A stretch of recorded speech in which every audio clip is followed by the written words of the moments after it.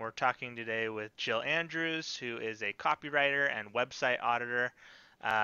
Jill has been doing for, what is it, the last 100+ days? You've been doing a daily website tip of the day? Yeah, not 100 days because I Okay, don't post daily. not So every I day. post 3 times a week, so it would be Okay, more than 100 days. But totally. Let's say the last 107 year. tips of the day. Yeah, the T- last year somewhere. I think I started somewhere in spring last year, maybe. Okay. Well, Yeah. and you just crossed the 100 mark, which is really Yeah. amazing. So can you tell us a little bit about yourself and your business and sort of your freelance journey?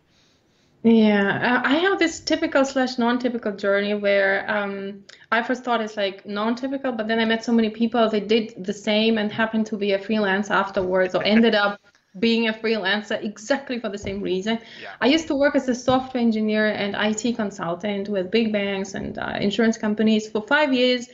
I can't say I was unhappy because I didn't know that, something else exists. And I thought, okay, everybody has to put up with their job, okay, Yep. whatever. But I was not thrilled, no? And then I went on maternity leave.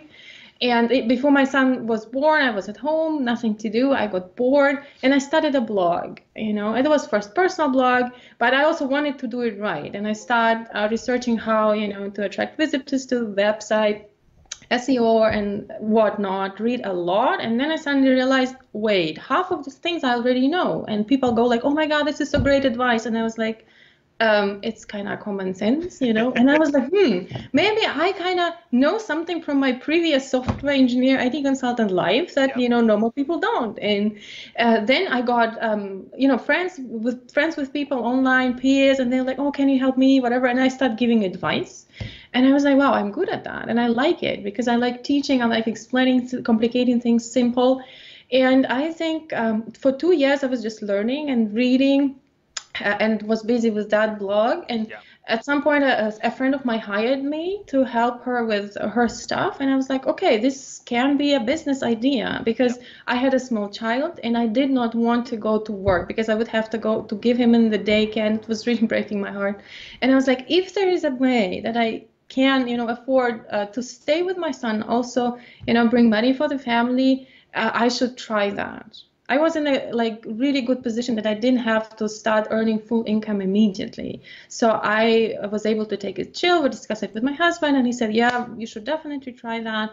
And first year it was kind of undercover. I didn't even have a website. I had a domain, and it was going slow. I mean, I'm not gonna lie. 2 years, first 2 years is just super hard for everybody, Yeah. or for most of the people. And then I started picking up and I was like, wow, that's a viable model, and this is what I'm gonna do. And it really, really makes me so happy. Monday is my favorite day, absolutely.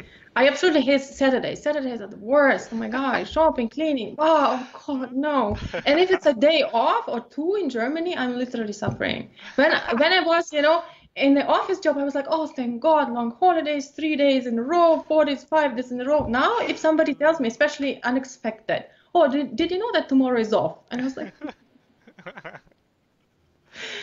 because I mean, Mondays for me, like nobody's home. I'm at my desk and, I have my tasks. I am whatever. I'm also introverted, so it's like very nice setting for me that I'm alone in silence. Silence is my Totally. favorite music.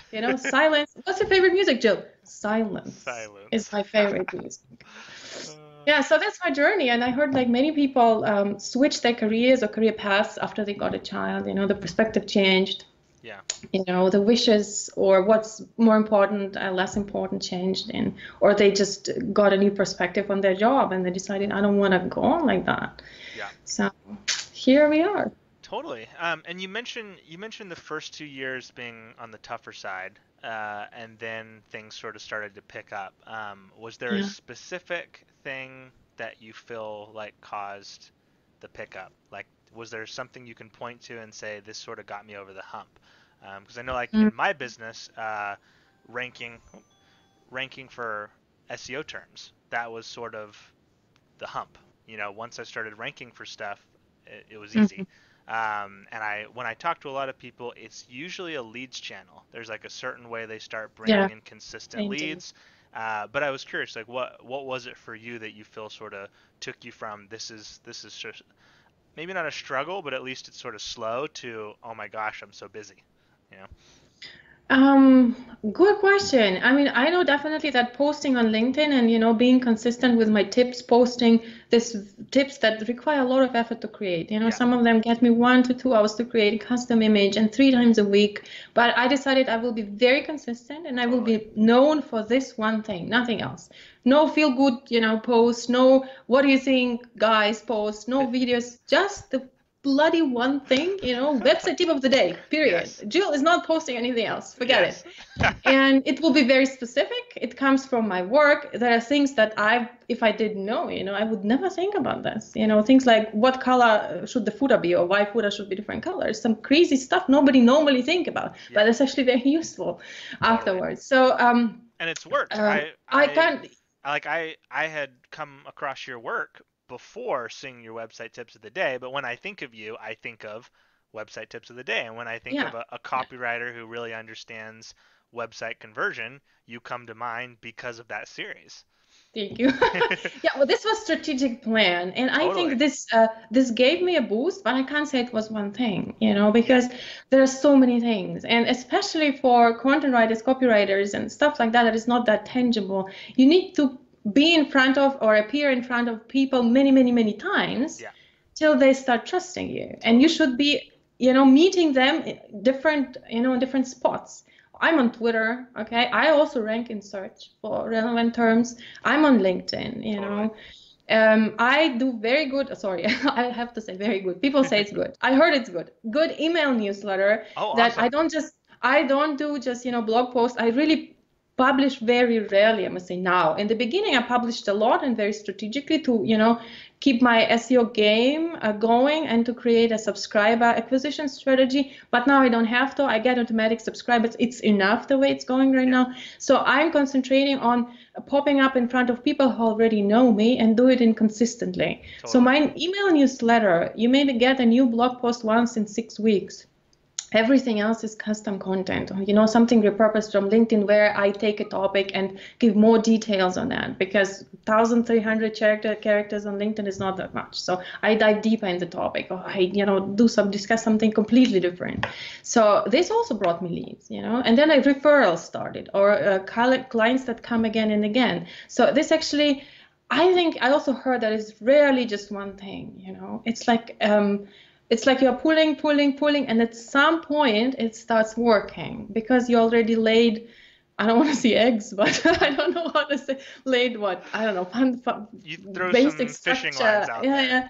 Yeah, Yeah, spread your net so wide that the totally. fish starts coming in, and but because I have or had and still have so little time generally, I try to be very strategic with that. I don't do any Pinterest, Instagram, Facebook. I seriously hate.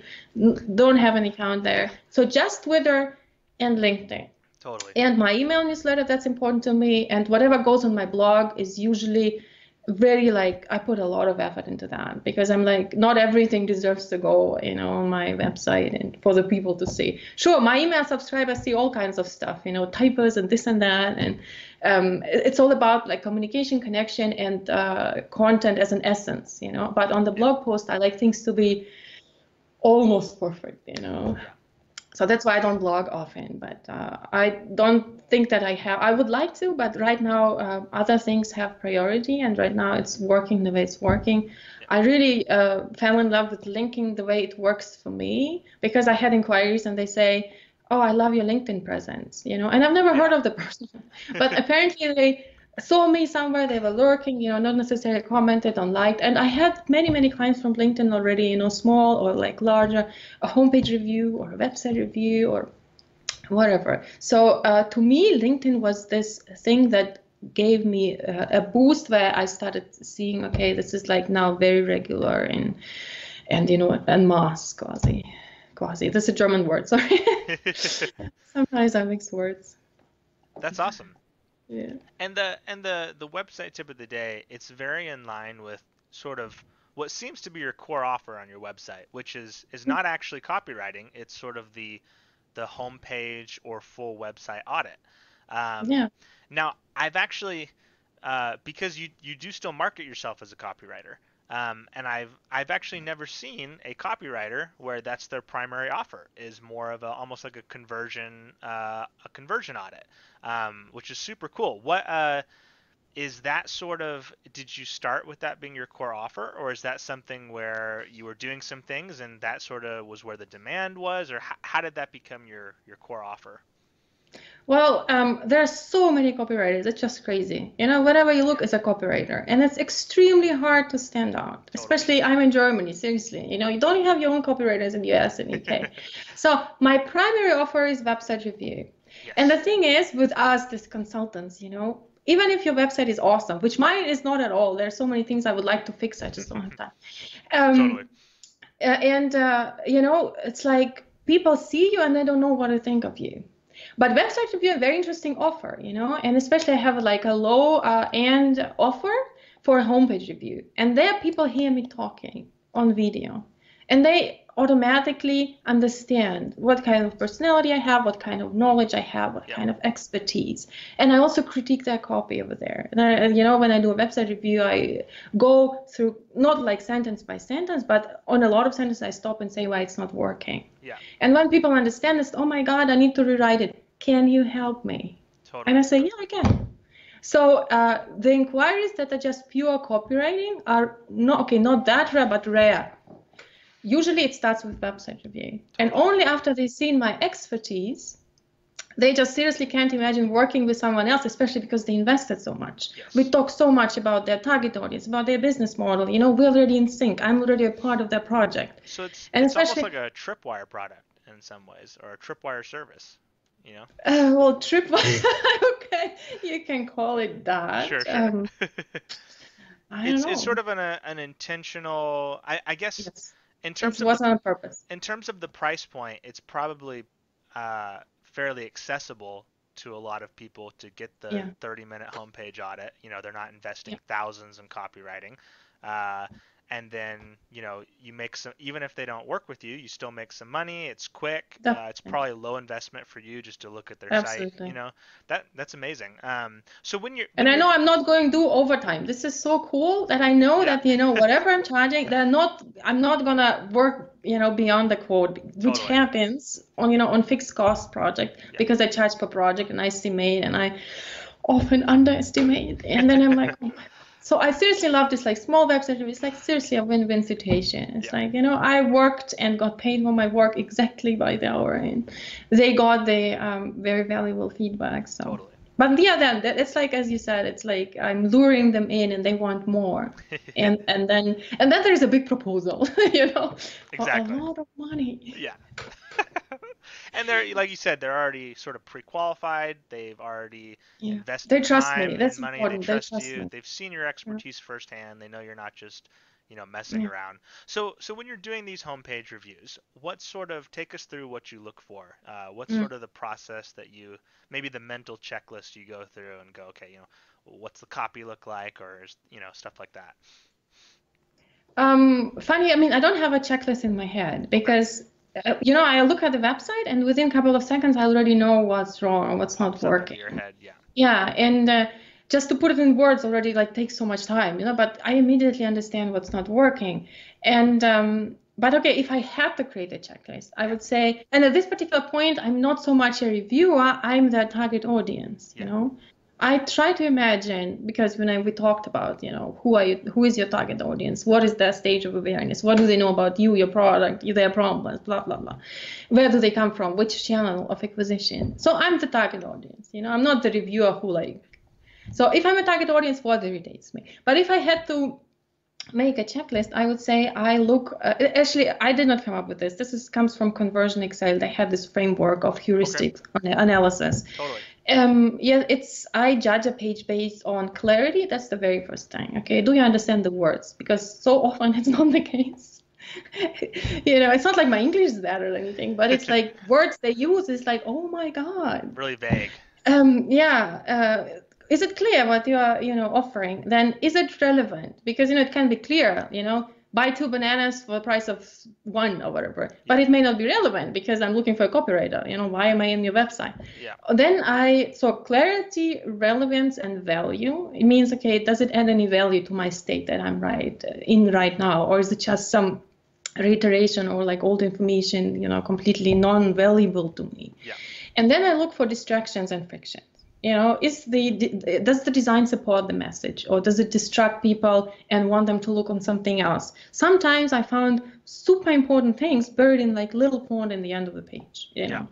or some strange highlighting or strange fonts that make people concentrate on like wrong things, or make it harder to read. This is also so often that just like people don't trust their own copy and they start highlighting stuff, and then like it is totally distracting. Yeah. People, prospects cannot read in peace.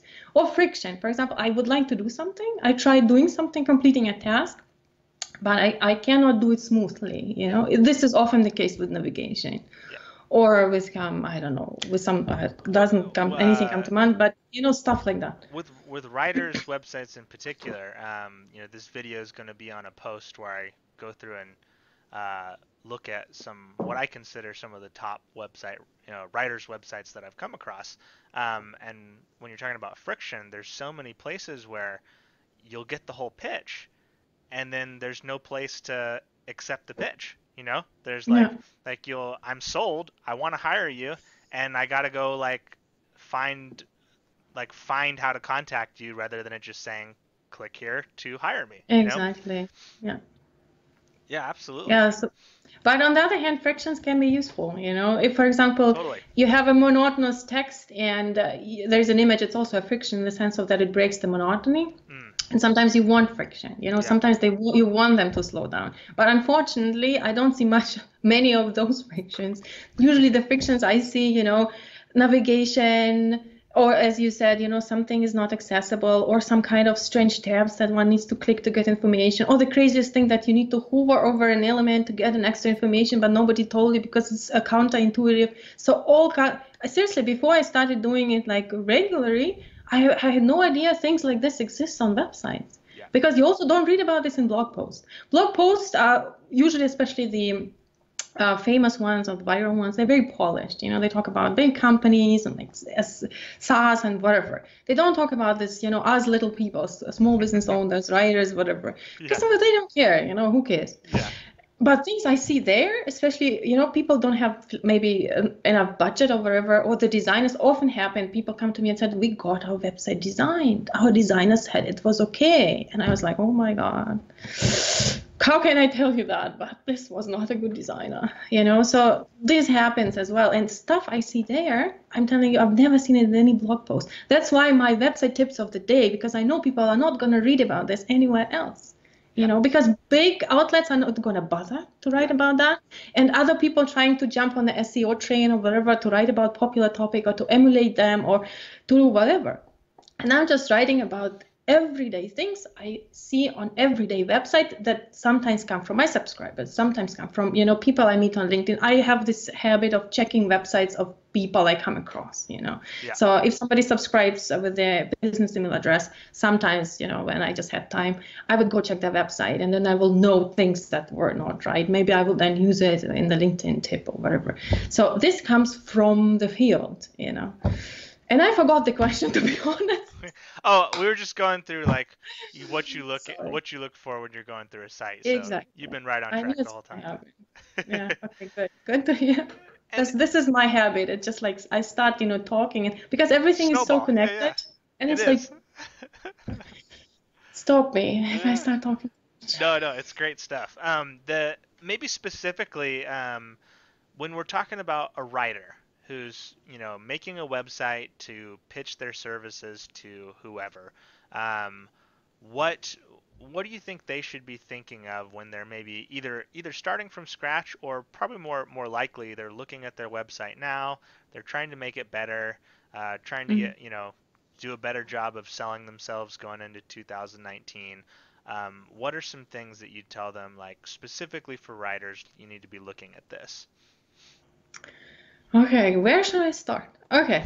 The thing is, the one thing I would like all the writers or even all, people who work one-on-one with clients who are the product at some point to realize that what you are selling is very different from e-commerce products and very different from software. And Very it's different. even very different from things like cleaning services or installation services.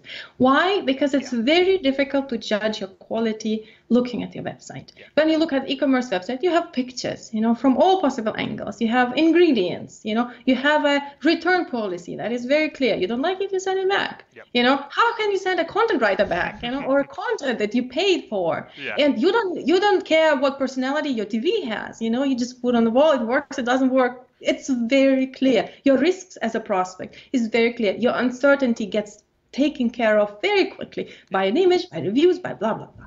But when you are a content writer, your prospects come with higher level of uncertainty. And you need to be aware of that on your website, and you need to counter that. What does that mean? It was just, generic blah, blah. But I will tell you concrete what it means. I would say there are like 6 typical kinds of uncertainty that a prospect of a content writer has. Okay. Some of them are same as with other websites, some of them are not. But I'm gonna list them so you understand what I'm talking about. First of all, you need to say who you are and what you do.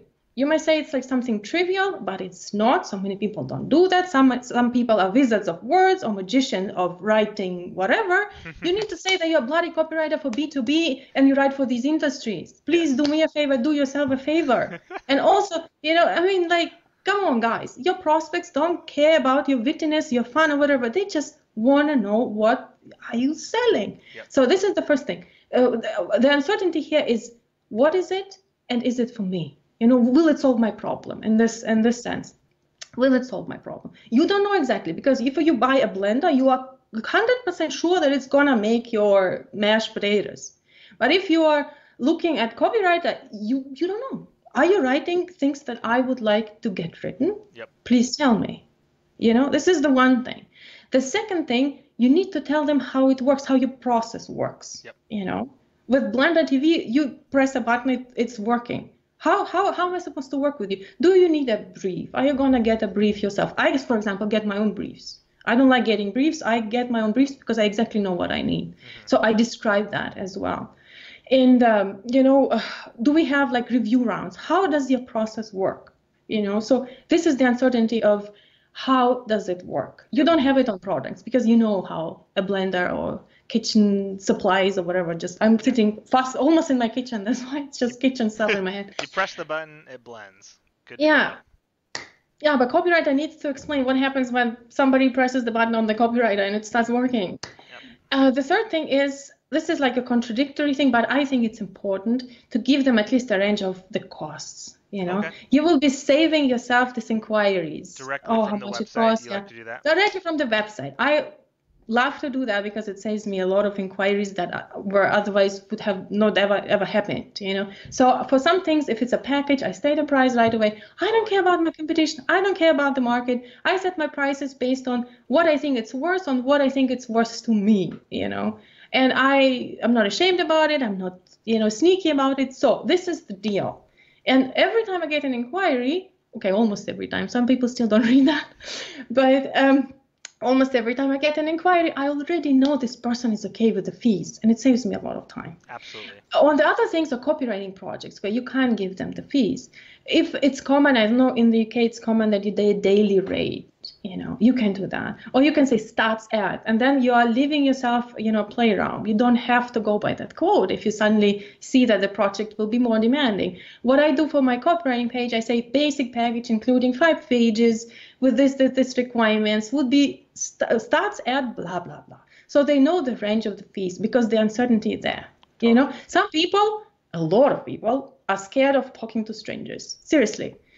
We're talking business, whatever, but it's actually between people. And if you're a B2C copywriter, if you have very small, tiny business owner or whatever, or, somebody, it's always a person. And they may have this, oh my God, I don't want to ask about the price. And then you have a competitor and they have a price on their webpage. And they may have been even more expensive than you. But because this price is there and the other person thought, okay, it's in my range, I will contact them. So I don't have to have uncomfortable conversation about you're too expensive to me.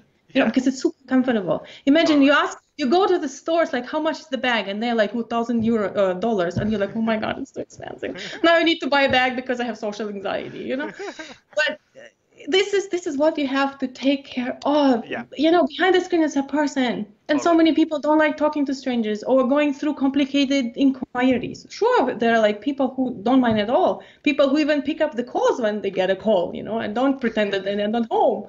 There are also people like that. I don't know. I'm not one of them. I like SMS and WhatsApp. But anyways, we were talking about advice for writers. Don't try to distract me. So how it works, it was the process, I said. So 3 things, once again, to recall, sorry, because Jill once again got off track. Uncertainty about what you offer and what's in it for you. Then how much it costs, we just talked about it, how it works, the process. Then will she do a good job? It's a trust, Sure, you have reviews. Sure, you have, if you've been doing it for quite some time, case studies. But there is a very easy way to come across as trustworthy without all of this. You just need to be specific. You just need to talk about things as if you've done this before. For example, if you say we make your company successful, or something like this. But it's like some fake copy. I mean, why should I trust you? But if you said, over the last 5 years, we created 100 websites that made so much money to the clients or whatever. So say something that just gives people the impression that you're talking from a very specific experience. And this experience is, of course, relevant experience, and obviously. Real numbers, so this would be, real data, always a huge, huge factor there.